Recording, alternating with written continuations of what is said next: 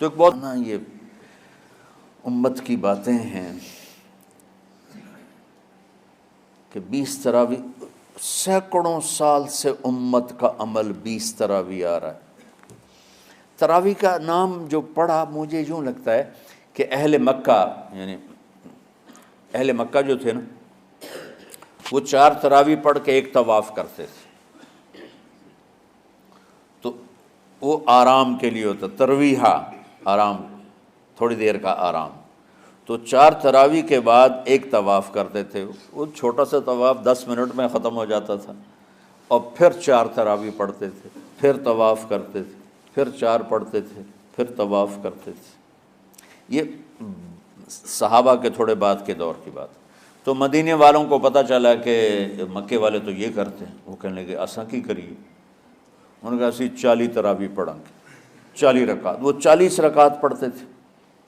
تو نوافل میں کوئی سختی نہیں کہ بھائی 8 سے زیادہ نہیں پڑھنی، بدعت ہو جائے گی، اور 20 پڑھنا بدعت ہے، یہ سب جہالت کی بات ہے۔ اور یہ 8 پڑھ رہے ہیں، یہ غلط ہے۔ سلمان، مولوی سلمان آج کل امریکہ میں ہوتے ہیں، ہماری ایک شاخ چلا رہے ہیں ماشاءاللہ۔ وہ شروع میں یہاں تھے، تو یہاں تراویح پڑھانے کے لیے ہمارے پاس حافظ کوئی نہیں تھا، وہ حافظ نہیں تھے، وہ صبح بیٹھ کے شام تک ایک سپارہ یاد کرتے اور رات عشاء کی نماز میں سنا دیتے۔ اور کراچی میں اشعار لگے ہوتے ہیں، 10 دن میں قرآن ختم، 1 ہفتے میں قرآن ختم۔ یہ وہاں اشتہار لگے ہوتے ہیں، بھئی آپ ہمارے پاس آ کے تراویح پڑھیں، ہم ہفتے میں قرآن ختم کر دیں۔ ٹھیک ہے، تو اللہ نے ہمیں رات کی نماز عطا فرمائی، اور چونکہ یہ ایک مشقت ہے، تو میرے نبی نے کہا یہ رات کی نماز کے ہر سجدے پر 1500 نیکی لکھی جاتی، 1500 نیکی لکھی جاتی۔ اور اللہ تعالیٰ ہر سجدے پر جنت میں ایک محل بناتا ہے جس کے 60,000 سونے چاندی کے دروازے ہوتے ہیں، اور ایک درخت اس کے لیے لگاتا ہے جس کے نیچے 100 سال گھوڑا دوڑ سکتا ہے۔ تو رمضان کا اہتمام آپ رجب سے شروع فرما دیتے تھے، جس کو ہم آج صلاۃ التراویح کہتے ہیں۔ میرے نبی کے زمانے میں اسے قیام اللیل کہا جاتا تھا۔ تراویح کا نام کب پڑا اس کا تو مجھے پتہ نہیں، کہیں نہ کہیں لکھا ہوگا، لیکن صحابہ کے دور میں اس نماز کا نام تھا قیام اللیل۔ اس لیے حضرت عائشہ رضی اللہ تعالیٰ عنہ کی روایت ہے نا، جس سے 8 رکعت والے حضرات استدلال کرتے ہیں کہ رمضان اور غیر رمضان میں، اس کو امام بخاری نے قیام اللیل کا ہی عنوان دیا ہے، آپ نے 11 رکعت سے زیادہ نماز نہیں پڑھی۔ ایک ضعیف روایت میں ہے کہ آپ نے 3 دن پڑھائی نماز، یہ تو صحیح روایت ہے۔ کتنی رکعت پڑھائی؟ تو ایک ضعیف روایت میں ہے کہ 20 رکعت پڑھائی۔ اچھا، ضعیف روایت سے عبادت ثابت نہیں ہو سکتی، حکم شرعی۔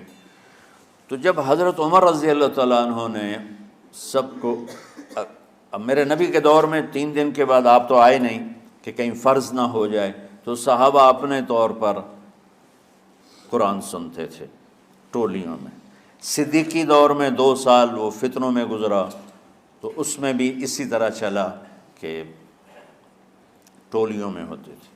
حضرت عمر رضی اللہ عنہ کے زمانے میں حکومت مضبوط ہو گئی، طاقتور ہو گئے، تو ابتدائی سالوں میں نہیں، چند سالوں کے بعد اب مسجد میں تشریف لائے تو لوگ اس طرح کوئی 4 ادھر، 4 ادھر، 5 ادھر، 10 ادھر، 20 ادھر، تو کہنے لگے ان کو ایک امام پہ جمع کر دیا جائے تو کتنا اچھا ہوگا۔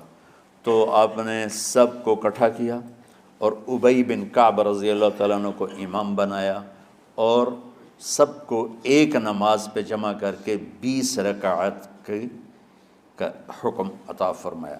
تو حضرت عمر کا یہ عمل اس حدیث کو مضبوط کر دیتا ہے کہ چونکہ میرے نبی نے کہا علیکم بسنتی و سنت الخلفاء الراشدین من بعدی، کہ میری اور میرے خلفاء راشدین کی سنت پر مضبوطی سے عمل کرنا۔